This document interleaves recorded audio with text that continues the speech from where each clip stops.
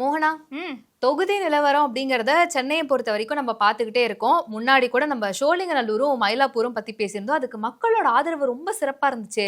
ஆமா, மக்களுடைய ஆதரவு அப்படின்றது நம்ம பேசுவோம், சரி அவங்களோட ரெஸ்பான்ஸ் எப்படி இருக்குன்னு பார்ப்போம் அப்படின்னு சொல்லிட்டு போட்டிருந்தோம். ஆனால் நல்ல ரெஸ்பான்ஸ் கிடைச்சிருச்சு.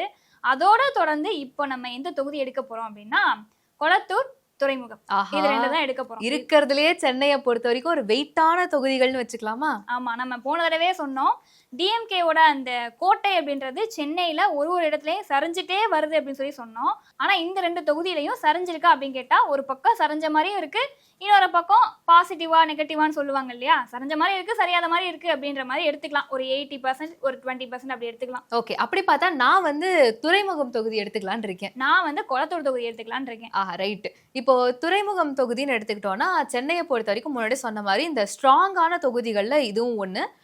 பெரிய பெரிய ஆட்கள்லாம் இந்த தொகுதியில நின்றுருக்காங்க. முன்னாடி பார்த்தோம் அப்படின்னா மறைந்த முன்னாள் முதல்வர் கருணாநிதி அவர்கள்ல இருந்து அன்பழகன் அவர்கள் இருந்து நிறைய பேர் நின்றுருக்காங்க. இப்போ சேகர் பாபு அவர்களுடைய தொகுதியாதான் இது பார்க்கப்படுது. அறநிலையத்துறை அமைச்சராகவும் இருக்காரு. So one of the strongest தொகுதிஸ்ல இதுவும் ஒண்ணு. ஏன்னா வட சென்னை அப்படின்னு சொல்லி சொல்லும் போதே நம்ம ஐயா சேகர் பாபு ஐயா தான் ஞாபகம் வருவாங்க. சரி, அது ஒரு பக்கம் இருக்கட்டும். கொளத்தூர் தொகுதி அப்படின்னு எடுத்துக்கிட்டோம்னா இந்த தொகுதி உருவான இயரே பார்த்தோன்னா 2011 தான் உருவாச்சு. அந்த துவக்கத்துல இருந்து தொடர்ந்து 3 முறையும் மு.க. ஸ்டாலின் அவர்கள் தான் அங்க எம்எல்ஏவா நின்றுருக்காரு. முதலமைச்சரும் அவர் தான், எம்எல்ஏவும் அவர் தான். ஸோ அந்த தொகுதியோட நிலவரம் பொறுத்தவரை எப்படி இருக்கு அப்படின்னா, அங்க இருக்கக்கூடிய மக்கள் என்ன சொல்றாங்கன்னா, ஸ்டாலின் வராருப்பா, வாரத்துல ஒரு 3 நாள் வராரு, 2 நாள் வராரு, வந்துட்டு அவராட்டுக்க போயிட்டு இருக்காரு, ஆனா ஒன்னும் பண்ண மாட்டாரு அப்படின்னு சொல்லி சொல்றாங்க. முக்காவாசி பேரோட குறையா என்ன இருக்கு அப்படின்னா, ரோடு சரியில்லை, பள்ளமா இருக்கு, அவருடைய தொகுதி தான் ஆனா அவரே சரியா பார்க்க மாட்டாரு அப்படின்னு சொல்லிட்டு ஒரு சில கம்ப்ளைண்ட்டும் வருது. ஏன்னா தண்ணி போகல அப்பப்ப செஞ்சாங்க, ஆனா அவ்வளவுக்கும் நல்லா இல்லை. மழை பெஞ்ச தண்ணி நிக்குது, இவ்வளவு சரி பண்ணியும் இன்னும் அந்த தண்ணி மட்டும் போகல. நீங்க இந்த ரோட்ல 10 நிமிஷம் நடந்து போங்க, நீங்க கிளீனா அதே மாதிரி வருவீங்களா? அவ்வளோ டஸ்ட் இருக்கு ரோட்ல. ரோடு போடாத பிரச்சனை, ட்ரைனேஜ் இல்ல, நாங்கெல்லாம் ட்ரைனேஜ் ரோடு எதுவுமே இல்லாதான் இருக்கிறோம். இன்னொரு பக்கம் பார்த்தா அப்படின்னா மக்கள் என்னதான் குறை சொன்னாலும் வேற வழி இல்ல, நம்ம இவங்களுக்கு தான் ஓட்டு போட்டு ஆகணும், ஓடுற குதிரையிலேயே பந்தயம் கட்டுவோமே, வேற குதிரையில பந்தயம் கட்டோம்னா அது ஓடாம போயிடுச்சுன்னா என்ன பண்றது, அதனால நாங்க இவருக்கு தான் ஓட்டு போடுவோம் அப்படின்னு சொல்லிட்டு அவங்களுடைய மனசுல கவலையை வச்சிருந்தாலும் வெளியே அந்த மாதிரி சொல்றவங்களும் அங்கதான் இருக்காங்க. ஓகே, இப்போ துறைமுகம் தொகுதின்னு எடுத்துக்கிட்டோம்னா சேகர் பாபு அண்ணன் அவர்களுக்கு ஸ்ட்ராங்கான மெஜாரிட்டி தான் இருக்கு. ஏன்னா நம்ம சொன்ன மாதிரி வட சென்னையோட கிங் அப்படின்னு அவரை சுத்தி இருக்கவங்க எல்லாம் சொல்லிக்கிட்டு இருக்காங்க இல்லையா. ஸோ அந்த தொகுதிக்கு போய் கலநிலவரம் அப்படின்னு பார்த்தோம்னா அந்த துறைமுகம் சைட்ல கடை வச்சிருக்கவங்களா இருக்கட்டும், அவங்க சொல்றதுல என்னன்னா ஜாலியா நடந்து போவாரு, நம்ம ஈஸியா போய் பேசலாம், ஒரு அண்ணன் மாமன் மச்சான் அந்த மாதிரி ஒரு முறையில போய் நம்ம பேசலாம். அந்த அளவுக்கு ஃப்ரெண்ட்லியான ஆளு, எல்லா விஷயமும் செஞ்சு கொடுப்பாரு, எந்த ஒரு குறைன்னு சொன்னாலும் உடனே நிவர்த்தி பண்ணி கொடுப்பாரு அப்படின்னு சொல்றாங்க. ஆனா இந்த ஹார்பரை விட்டு கொஞ்சம் லைட்டா வெளியே வந்தோம் அப்படின்னா வழக்கம் போல ஒரு சில அதிருப்திகள் இருக்கு. இந்த ரோடு சரியில்லைன்னு ஆரம்பிச்சு ட்ரைனேஜ் பிரச்சனைல இருந்து ஆரம்பிச்சு நிறைய விஷயங்கள் சொல்லிட்டு தான் இருக்காங்க. ஆனா பெரும்பாலான மக்கள் சொல்றது என்ன அப்படின்னா, துறைமுகம் சிறப்பா இருக்கு, சேகர் பாபு நல்லபடியா வேலை செஞ்சுட்டு இருக்காரு, ஆனா இந்த ஒரு தொகுதி மட்டும் நல்லா இருந்து என்ன பண்றது. இப்ப ரோட்லயே வருவாரு, சிம்பிளா இருப்பாரு, எங்க கூப்பிட்டாலும் வருவாரு, அந்த மாதிரி சொல்லலாம். நீங்க டெவலப்மெண்ட் போவாத வேலைங்க அதுல இல்ல. இப்போ நம்ம கூட ஒரு மனுஷன் எப்படி இருப்பாரு, ஒரு அண்ணா ஒரு மாமா, அந்த மாதிரி ஒரு ஓவராலா திமுக ஆட்சின்னு எடுத்துக்கிட்டோம் அப்படின்னா எக்கச்சக்கமான பிரச்சனைகள், எக்கச்சக்கமான கம்ப்ளைண்ட்ஸ் இருந்துகிட்டே தான் இருக்கு இல்லையா. சோ இதெல்லாம் சரி பண்ணணும் அப்படின்னா இந்த ஒரு தொகுதி நல்லா இருந்தா பத்தாது. ஹார்பரோடைய எம்எல்ஏ அப்படின்னு பார்த்தோம்னா சேகர் பாபு அவர்கள் இருக்காரு, ஆனா இந்த தொகுதியை தாண்டி எல்லா தொகுதியிலும் அவர் மட்டும்தான் இருக்காரு, எல்லா பிரச்சனைக்கும் அவர் மட்டும்தான் போறாருன்னா அது எந்த வகையில சாத்தியமா இருக்கும். அறநிலையத்துறைன்னு எடுத்துக்கிட்டோம்னாலுமே அதுலயுமே அவரோட செயல்பாடு சில இதுல நல்லா இல்ல, சில கோவில்கள்ல நிறைய முறைகேடுகள் நடக்குது, அதெல்லாம் வெளியே வர மாட்டேங்குதுன்னு அவர் மேல இன்னும் நிறைய கம்ப்ளைண்ட்ஸும் இருக்கு.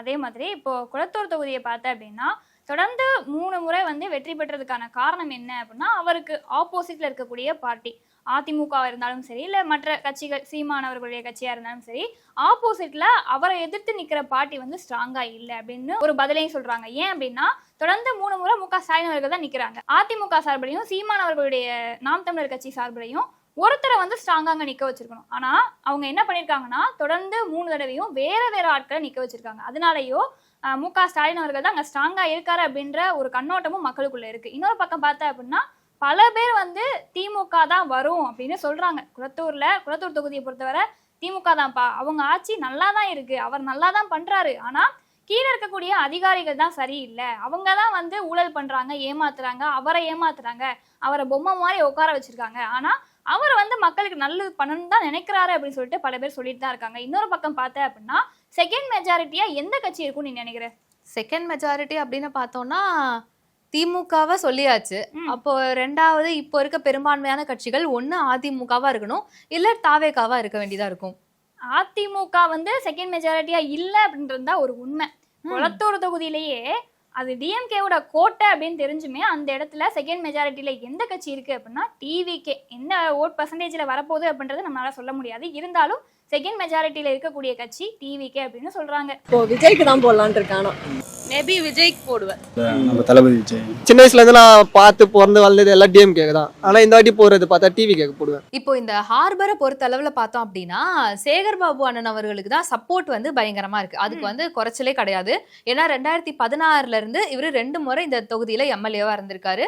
இந்த முறை அதாவது இந்த 2021 இருந்து 26 வரைக்கும் வந்து பார்த்தோம் அப்படின்னா அமைச்சராகவும் இருந்துட்டு இருக்காரு. இதுக்கு முன்னாடி ஒரு சின்ன ஃபன் ஒன்று நடந்துச்சு. என்ன அப்படின்னா இவர் ஆர்கே நகர்ல போட்டிட்டு இருக்காரு. அதிமுக சார்பில் அந்த இடத்துல எம்எல்ஏவா போட்டிட்டாரு, அவர் ஜெயிச்சிட்டாரு. அடுத்த முறை திமுகவில் சேர்ந்ததுக்கு அப்புறம் அதே ஆர்கே நகர் தொகுதியில இவர் போட்டிட்டு இருக்காரு. அங்க வந்தவங்க எல்லாரும் அண்ணே உங்களுக்கு தானே ஓட்டு போட்டேன், உங்களுக்கு தானே ஓட்டு போட்டேன்னு சொன்னதுனால தலைவர் வந்து கனவு கோட்டைக்கு போய் நம்ம தான் ஜெயிக்க போறோம்னு நினைச்சா அதிமுகவில் யார் நின்னாங்களோ அவங்க ஜெயிச்சிருக்காங்க. எப்படிங்க எல்லாரும் எனக்கு தாங்க ஓட்டு போட்டேன்னு சொன்னாங்க, அப்படி எப்படிங்க அவங்க ஜெயிச்சாங்கன்னு பார்த்தா அண்ணன் வந்து திமுக மாறினதே நிறைய பேருக்கு தெரியாம எல்லாரும் அதிமுக இரட்டை இலைக்கு போய் ஓட்டு போட்டு வச்சிருக்காங்க. இந்த ஒரு வடிவேல் காமெடியில வரும்ல, டேய் இங்க வா யாருக்கு ஓட்டு போட்டேன், சத்தியமா உனக்கு தானே ஓட்டு போட்டேன், உண்மையை சொல்றா யாருக்கு ஓட்டு போட்டேன், அந்த மாதிரிதான் இருக்கு. சரி ஓகே, இவருடைய நிலைமை இந்த பக்கம் பார்த்தேன் அப்படின்னா கொளத்தூர்ல நான் 3 முறையும் மு.க. ஸ்டாலின் அவர்கள் தான் நின்றுருக்காரு அப்படின்னு சொல்லி சொன்னேன் இல்லையா. அந்த 3 முறையும் ஆப்போசிட்ல அதிமுக சார்பில் யார் இருந்திருக்காங்க அப்படின்னா முதல் முறை 2011 அவருக்கு ஆப்போசிட்ல அதிமுக சார்பா யார் நின்றுருக்காங்க அப்படின்னா சைதை துரைசாமி அவர்கள் நின்றுருக்காங்க. அடுத்ததா யார் நின்றுருக்காங்க அப்படின்னா ஜிசிடி பிரபாகர் அவர்கள் நின்றுருக்காரு. அடுத்ததா 2021 எலெக்ஷன்ல யார் நின்றுருக்காங்க அப்படின்னா ஆதியார் அவர் நின்றுருக்காரு. இவங்க 3 பேர் ரொம்ப வீக்னஸ் ஆனவங்களா அப்படின்னு கேட்டா கிடையாது. இவங்க 3 பேருக்குமே ஒரு நல்ல வரலாறு இருக்கு. ஏன்னா எம்ஜிஆர் அவர்கள் இருந்த காலத்திலையும் சரி, முன்னாள் முதலமைச்சர் ஜெயலலிதா அவர்கள் இருந்த காலத்திலயுமே சரி, இவங்க 3 பேருக்குமே தனி அந்தஸ்து இருந்திருக்கு, தனி மரியாதை இருந்திருக்கு, இவங்களுக்குன்னு தனித்துவமான வரலாறும் இருந்திருக்கு. ஸோ அப்படிப்பட்ட ஒரு நபரை தான் அங்க நிக்க வச்சிருக்காங்க. இருந்தாலும் செலக்டிவா ஒருத்தரை நிக்க வைக்காம இருக்கிறது அங்க பிரச்சனையா இருந்திருக்கு. ஓகே, அதே மாதிரி தான் இந்த ஹார்பர் தொகுதி எடுத்துக்கிட்டோம் அப்படின்னாலும் போன முறை டிஎம்கேவை எதிர்த்து நிறைய கட்சிகள் போட்டிட்டாங்க. அதுல பிஜேபி சார்பா வந்து வினோஜ் பி செல்வம் அவர்கள் நின்றிருந்தாரு. ஆனா வந்து டிஎம்கே தான் ஜெயிச்சிருக்காங்க. இப்போ சமீபத்துல பார்த்தோம் அப்படின்னா வினோஜ் பி செல்வம் அவர்களும் இன்னும் ஸ்ட்ராங்கான பர்சனா நாளுக்கு நாள் மாறிக்கிட்டே இருக்காரு. ஸோ வரப்போற தேர்தலில் இப்போ அதிமுக பாஜக கூட்டணியா இருக்காங்க இல்லையா, அவங்களுடைய சார்பில் யாரை வந்து நிறுத்த போறாங்க, அது எந்த அளவுக்கு திமுகவுக்கு எதிராக ஸ்ட்ராங்கான பர்சனா இருக்க போறாங்க அப்படிங்கறத ஒரு பெரிய கேள்விக்குறியா இருக்கு. சரி, ஹார்பர் அப்படிங்கிறது சேகர்பாபு அண்ணனுடைய கோட்டையா இருக்கே, அங்க எல்லாமே சரியா இருக்கான்னு கேட்டோம்னா அதுதான் கிடையாது. இவர் பேசுறது கொஞ்சம் பார்க்கலாமா? அவரோட செயல்பாடு இங்க சரி கிடையாது. சுத்தமா ஃபுல்லா கோயில் சொத்தை ஆக்கிரமிக்கிறது அந்த மாதிரி தான் போயிட்டு இருக்குது. லஞ்சம் ஊழல் அதிகம். நெக்ஸ்ட் டைம் சத்தியமா ஜெயிப்பாங்கன்னு வாய்ப்பே இல்லை. இது மாதிரி தான் இந்த மாதிரி நிறைய குறைகளை மக்கள் சொல்லிக்கிட்டே தான் இருக்காங்க. இது மட்டும் கிடையாது, தேவையே இல்லாம ஒரு அமைச்சரா அவர் நிறைய விஷயத்துல உள்ள போறாரு அப்படிங்கிற மாதிரியான குற்றச்சாட்டுகளும் வைக்கிறாங்க. இப்ப இவர் என்ன அமைச்சரா இருக்காரு? அறநிலையத்துறை அமைச்சரா இருக்காரு. அந்த கோவில்கள்லயே நிறைய முறைகேடுகள் நடக்குது, நிறைய பண மோசடி நடக்குது, பணம் எல்லாம் எடுத்து எஜுகேஷனல் இன்ஸ்டிடியூஷன் கட்டுறோம், காலேஜஸ் கட்டுறோம், அதுக்கு தனியா செலவு பண்றாங்க அப்படின்ற மாதிரி நிறைய குற்றச்சாட்டுகளும் எழுந்திருக்கு. இதை தான் எதிர்க்கட்சி தலைவரான எடப்பாடி பழனிசாமி அவர்களும் அட்ரஸ் பண்ணாரு. அது கூட ஒரு பெரிய பஞ்சாயத்தெல்லாம் ஆச்சு. அந்த மாதிரி அது மட்டும் இல்லாம அவரோட அமைச்சரவையும் தாண்டி மத்த அமைச்சர்களுடைய வேலைக்குள்ளேயும் மூக்க நுழைக்கிறாரு அப்படிங்கறது இப்ப பெரிய பிரச்சனையா இருக்கு. இப்போ ரிப்பன் பில்டிங் முன்னாடி தூய்மை பணியாளர்கள் பிரச்சனை நடந்துச்சு இல்ல, ஆக்சுவலா அதுக்கு எந்த அமைச்சர் வந்திருக்கணும்? நேரு. எதனால? அவர் தான் நகர்ப்புற வளர்ச்சித்துறை அமைச்சர். நியாயப்படி அவர் தான் வந்து பேசி இருக்கணும். ஆனா வந்தது என்னமோ சேகர் பாபு அவர்கள் தான். அவரு தான் வந்தாரு, நின்னாரு, நிறைய விஷயங்கள்லாம் பேசினாரு, காசு கொடுக்குறோம்னு சொன்னாரு. அங்க இருக்கிற போலீஸ்காரங்க வரைக்கும் இவருடைய இன்ஸ்ட்ரக்ஷனை கேட்டுதான் நடந்தாங்க. அதுக்கு ஒரே காரணம் ஹார்பர் தொகுதிக்குள்ள இந்த விஷயமெல்லாம் நடக்குது. இந்த ரிப்பன் பில்டிங்ன்றது பக்கத்திலே தானே இருக்கு. சோ தன்னுடைய தொகுதிக்குள்ள நடக்குதுங்கிற ஒரே காரணத்துக்காக மொத்தமா இவர் கையில் எடுத்துக்கிட்டு இவர் தான் அதுக்கு இன்சார்ஜ்ன்ற மாதிரி நம்ம கூட பார்த்திருப்போம். அந்த இன்சிடென்ட் முழுக்க இவரும் மேயர் பிரியா அவர்களும் இருக்கிற போட்டோஸ் தான் இருக்கும். சோ இந்த மாதிரி நிறைய அட்வான்டேஜஸ் எடுத்துக்கிறாரு. எண்ட் ஆஃப் தி டே இதெல்லாம் மக்களுக்கு ஏதாவது நல்லது நடக்குதா அப்படின்னு கேட்டா ஒண்ணுமே கிடையாதுன்றது ஒரு பெரிய குற்றச்சாட்டா இருக்கு. இப்ப நம்ம 2 பேரும் உட்காந்து ஒரு தொகுதியை பத்தி பேசிட்டு இருக்கோம் இல்லையா. என்னதான் நம்ம வந்து ஒரு தொகுதியை பத்தி பேசிட்டு இருந்தாலும் இந்த 2 தொகுதியை பொறுத்தவரை அந்த சரிவு அப்படின்றது இங்க இருக்குமா அப்படின்னு கேட்டா அது ஒரு கேள்விக்குறியா தான் இருக்கு. இருந்தாலும் மு.க. ஸ்டாலின் அவர்கள் வந்து இங்க எம்எல்ஏவா இருக்காரு இல்லையா. இந்த கொளத்தூர் தொகுதியை பொறுத்தவரை மக்கள் என்ன குறைகள் அதிகமா சொல்றாங்க அப்படின்னா அவர் ஆட்சிக்கு வந்ததுக்கு அப்புறமா பெண்களுக்கான பாதுகாப்பு இல்லை, அவருடைய தொகுதி முதலமைச்சரா இருக்கிறவருடைய தொகுதி இது, அவர் நல்லா நீட்டா வச்சிருக்கலாம் ஆனா வைக்க மாட்றாரு, எங்களை அவர் கண்டுக்க கூட மாட்றாரு, சாலைகள்ல அங்கங்க குண்டும் குழியுமா இருக்கு, ஆட்டோ ஓட்டுநர்களை அவர் கொஞ்சம் கூட கண்டுக்கல, வாக்குறுதி நிறைய சொல்லியிருந்தாரு ஆனா அந்த வாக்குறுதியை நிறைவேற்றிட்டு அப்படின்னு சொல்லிட்டு பொய் சொல்றாரு. 505 வாக்குறுதின்னு சொன்னாரு, 537 வாக்குறுதின்னு சொன்னாரு. இப்படி அவருக்கே தெளிவு இல்லாம இருக்கு. மாணவர்களுக்கு நிறைய விஷயம் பண்றோம் அப்படின்னு சொல்லி சொன்னாரு. இப்படி 2021 திமுக ஆட்சி வந்ததுக்கு அப்புறமா இதை பண்றோம் அதை பண்றோம் அப்படின்னு சொல்லிட்டு தேர்தல் அறிக்கையில நிறைய விஷயங்கள் சொல்லியிருந்தாங்க. ஆனா எதுவுமே பண்ணல. அட்லீஸ்ட் தொகுதி மக்களுக்காவது ஏதாவது பண்ணுவாங்களா அப்படின்னு கேட்டா அதுவுமே பண்ணாம தான் விட்டாரு அப்படின்னு சொல்லிட்டு அங்க இருக்கக்கூடிய மக்களுடைய குறையாவும் அவங்க சொல்லிட்டு தான் இருக்காங்க. ஆமா, முக்கியமா நீ சொன்னதுல ஒரு ஹைலைட்டான பாயிண்ட் என்ன அப்படின்னா, இந்த கோவமா இருக்கிறவங்கல ஃபர்ஸ்ட் பிளேஸ் அப்படின்றது ஆட்டோ ஓட்டுநர்கள் தான். அவங்க தான் மெஜாரிட்டியான அதிருப்தியை தெரிவிச்சுக்கிட்டு இருக்காங்க. இதுல இருந்து எனக்கு என்ன ஒரு விஷயம் தோணுது அப்படின்னா, எங்க தொகுதி எம்எல்ஏ முதல்வர் ஸ்டாலின் அவர்கள், எங்க தொகுதி எம்எல்ஏ சேகர் பாபு அவர்கள் அப்படின்னு இருந்தாலுமே தொகுதியை தாண்டி எம்எல்ஏவை தாண்டி ஒட்டுமொத்தமா தமிழ்நாட்டுல நடக்கிற எல்லா பிரச்சனைகளும் ஏதோ ஒரு வகையில ஒவ்வொரு மக்களையும் பாதிச்சுக்கிட்டே தான் இருக்கு. இன்னும் அந்த தொகுதியில எக்கச்சக்கமான மக்கள் இருக்காங்க.